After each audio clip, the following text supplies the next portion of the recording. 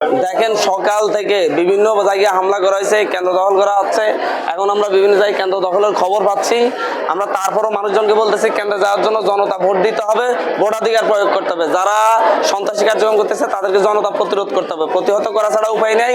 আমরা হার মানতে শিখিনি, আমরা হারকেই বিজয় রূপান্তর করতে চাচ্ছি। তারা কত রাত থেকে সারা হাতে তাণ্ডব চালিয়েছে, প্রায় 200 বাড়ি করে হামলা করেছে। বিভিন্ন জায়গায় এখনো কেন্দ্র আশপাশে অস্ত্র নিয়ে মহড়া দিচ্ছে।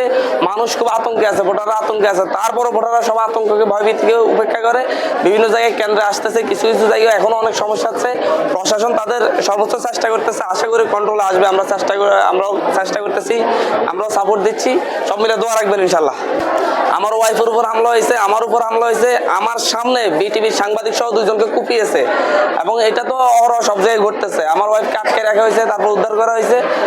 আমরা এটা হাতিয়াবাসীর কাছে বিচার দিলাম, দেশবাসীর কাছে বিচার দিলাম, এই সকল সন্ত্রাসী থেকে যেন আল্লাহ আমাদেরকে মুক্তি দেয়। আমরা ফানা চাই এই সকল সন্ত্রাসী থেকে। ব্যাপারটা পুরোপুরি ভোট সুষ্ঠু হওয়ার উপর নির্ভর করে। ভোট সুষ্ঠু হলে অবশ্যই আমরা জিতবো, কিন্তু যেই রকম পরিস্থিতি ভোট কতটুকু সুষ্ঠু হয় আমরা সেটা নিয়ে এখন আশঙ্কায় আছি।